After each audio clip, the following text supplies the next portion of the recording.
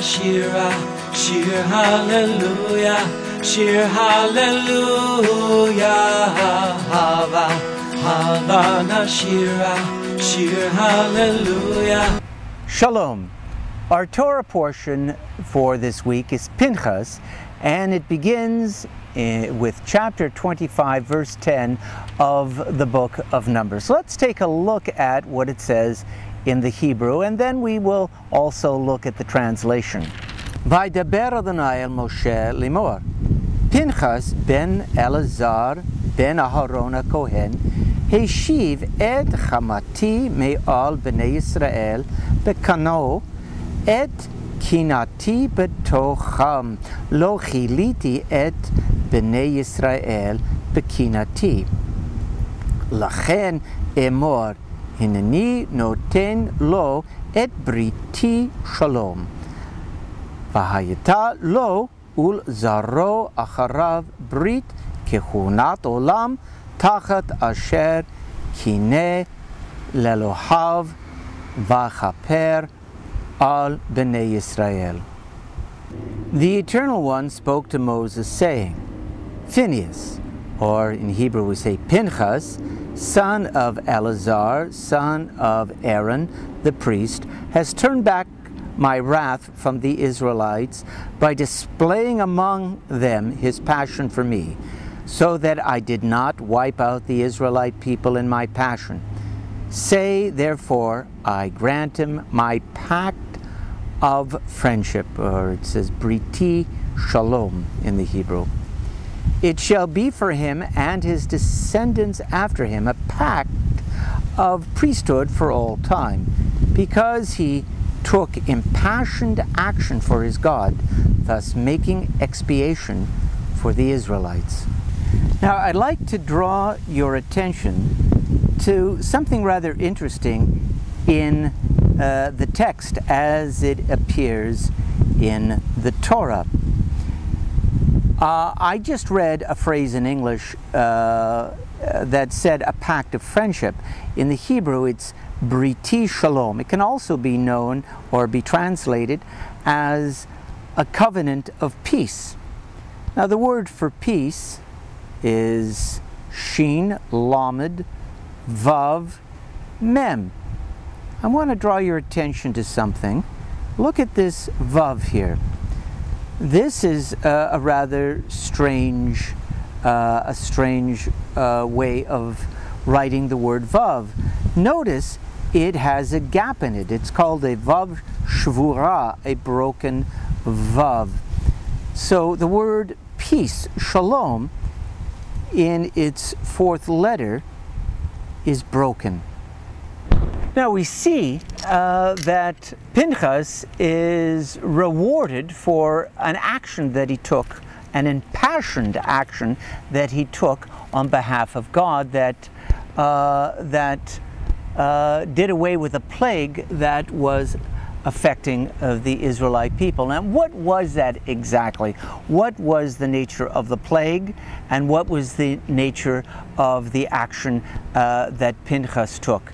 Well, we have to go to last week's portion, Balak, to see that the Midianites were trying to seduce the Israelites away from their God, and what they did was to send in their women to seduce the men.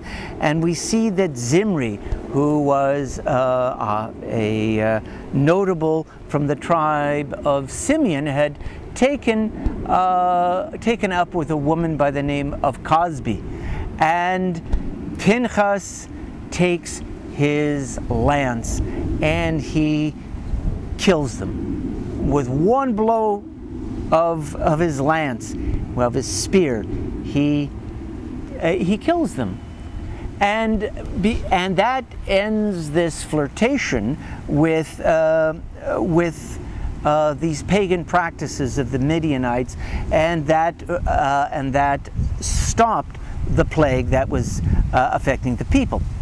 Now, at the very beginning of this Torah portion, we read that Pinchas is rewarded with a pact of peace or a covenant of peace. But as I showed you, the way that it appears in the Torah, it's a tradition that Torahs are supposed to have that the vav in the word shalom broken, shvura. Now I want to bring your attention to another story at the end of this week's Torah portion. It's a story that involves the daughters of Zelophehad. Zelophehad had died without a male heir, no one to inherit his portion of the land that would have been granted him when the people were to enter the Holy Land. Now these 5 daughters, and I'll read you their names. There was Machlah and Noah, Hoglah, Milcah, and Tirzah.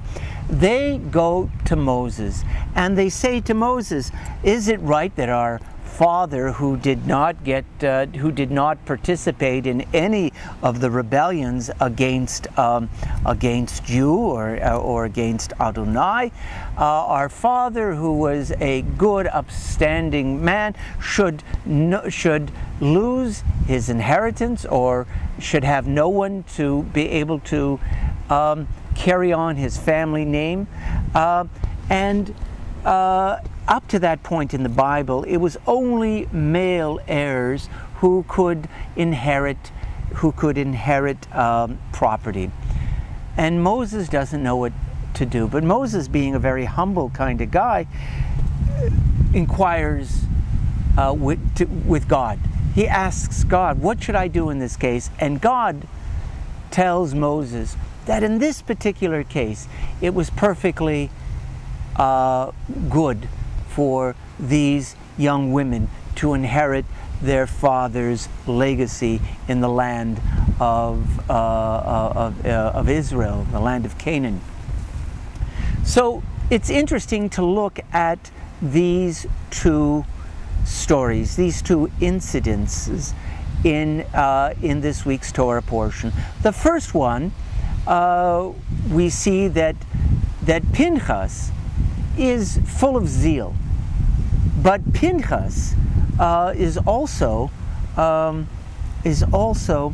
person of violence. His zeal leads to the death of 2 people. Now, granted, this saved the Jewish people, but it seems that God was a little bit displeased with this action. God was very pleased with the zeal that Pinchas showed. And there was no one else willing to show any zeal on behalf of Torah, on behalf of the Jewish people, on the behalf of God. But there seems to have been a certain reluctance to give him this special reward. One piece of evidence of this is that he performs this act of zeal in last week's Torah portion, but he's got to wait to this week's Torah portion before he receives any recognition for it. There's a certain hesitancy.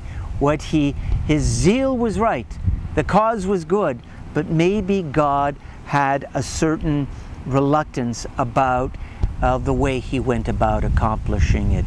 The second piece of evidence is that vav shvura, that broken vav in the word shalom, suggests that the kind of peace, this covenant of peace, was a broken peace. And that when we have conflicts, when we have questions, when we have something to do of a religious nature, that we have to be careful of the means by which we act on that passion.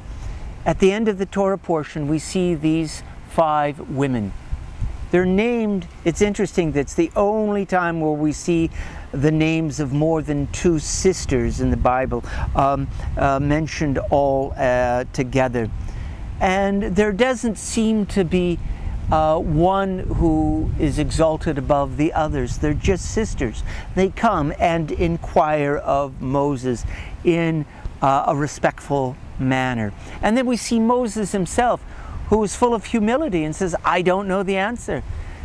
And he inquires with God. And so we see a good outcome. We see a good outcome with the daughters of Zelophehad.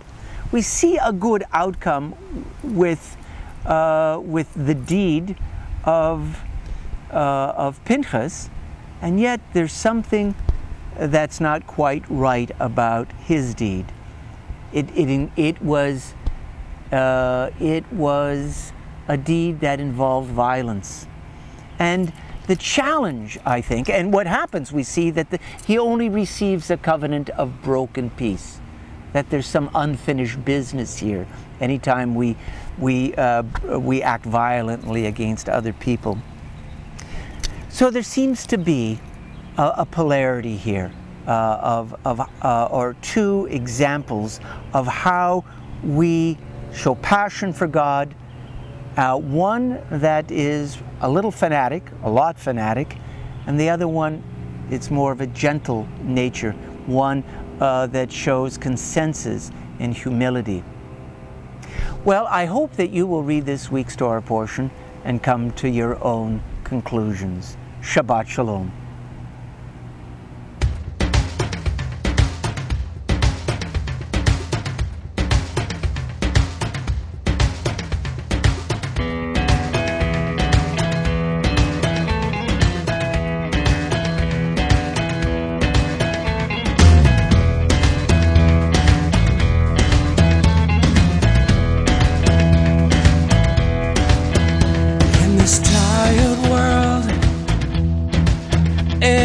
Broken piece, I am not afraid.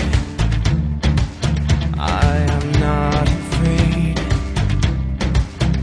In the darkest hour, I will find my way on this narrow bridge, on this narrow